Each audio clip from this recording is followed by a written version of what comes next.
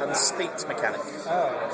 Because this is also a period where there was a lot of conflict between the crown and the church, mainly over money. The church was one of the largest landholders in medieval Europe and wanted control of the tax. So what we have is inside provinces, we have castles that give you troops and money, mainly troops, towns that give you money and a small amount of troops, and then you have the bishoprics which give you money and troops, and if you add them up, they're the most valuable building. They're the ones you want.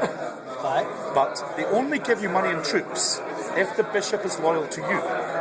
If he is loyal to the Pope in Rome, the Pope gets all the money. So therefore you have this struggle with the Pope going on, where you want control to appoint the bishops who are loyal to you, and the Pope wants to appoint bishops who are loyal to him. And you can, if you take this far enough, you can even go as far as raising your own Pope. There was 3 on the go at one point during the Crusader Kings game. So you can do this as well, that you can eventually, try and, I've had enough of arguing with the Pope all the time. I'm going to appoint my own Pope, who's going to give me bishops who are loyal to me. Wow. The downside of this is you also undermine the whole authority of the Catholic Church. And if that happens, then heresies start appearing, like Lollards and Cathars and Moglemists and these kind of people. And heretic vassals dislike you a lot. So if heresy takes hold in a part of your realm, you've essentially lost it. It's not going to give you much money, not a lot of manpower. So you need this kind of balancing act where if you subvert the papacy too far, you'll end up weakening your own realm in the process. And the Pope, from time to time, will call upon you to go crusading against infidel in the Holy Land. That's what you want to do. So, you get regular calls from the Pope to go off and capture Jerusalem, or capture places in Spain. Alexandria was another one. And if you succeed in them, you'll get piety and, prestige. And the Pope will get off your back for a while as well. And the Pope can excommunicate you and things like this, which is bad news. You just have to pay a large sum of money to get back into it? Yeah, pretty much, it's indulgences for the win, Right. Yeah. Because what we're trying to do is try and capture, the key aspects of what drove this era to make it, because Crusader Kings was fun and quirky with its characters, and it was very open and a lot of fun, but we felt, there was bits of the game that just were missing. Politics, and we've also had another thing that, okay, here we have, this is King of England's territory. He holds this little slice of France, and it says there that it's France. So what this means is that the French king still collects taxes and troops from there, because this is a climate of extreme legalism. Everyone has a contract with everyone else. So if the English king breaks his contract with the King of France, then he's telling his vassals that they can break their contract with him.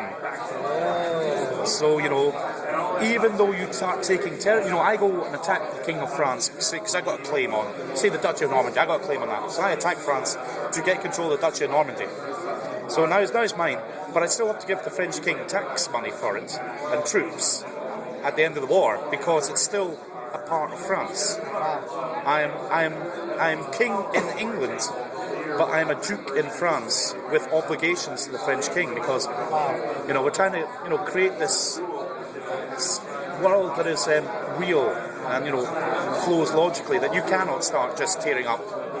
I mean, that happened hundreds of years later, but this point here is very much legalism that rules. So you cannot just go conquering. You need a reason. Your wife or your mother was an heiress of this title, so therefore I'm claiming the right to become, Duke of Brittany through my mother, and then I can wage war on that pretext. But I can't just go and go, I am taking this, Or you can ask the Pope to endorse your war if he likes you a lot, and these kind of things. So, I'm sorry. Yeah, no, fair enough. What about Navy? Are we going to have to pay mercenaries or whatever again? Yes, basically, yeah. Same thing? Yeah, the naval system's going to be... There wasn't many great naval battles in the era. Right. But we will have, merchant fleets. Okay. So you pay Venice to transport your men. Okay. Things like, so on. And then in return they can say, loot Constantinople. And oh, that's neat. Yeah, so we're trying to move away to actually the Merchant Republic supply ships. That's our goal. I mean, we're not there with the naval implementation, so it'll probably change a bit as we start the implementation process. And that's our kind of idea that we have. There are ships, you have a certain amount of ships as King of England, which allow you to ferry men about. But then, if you really want to ship an army off to the Holy Land, you're talking to Venice or Genoa. Right. No, that's a great concept. Any features in this game, in this version, that you really want to put in there, but you decide not to? We have in our design a kind of list of hopeful features. These are, they're cool. They'll be great if they're in, but they're not central. So they'll be the first ones to be cut if we, as you inevitably cut features through development. So we've got the whole idea of relics. Cathedrals had relics, and people waged wars to steal relics from other people. So you can go around, and we're also thinking about ranking the relics. So if you have a really, really big cathedral, you need an epic relic to go with it. You don't,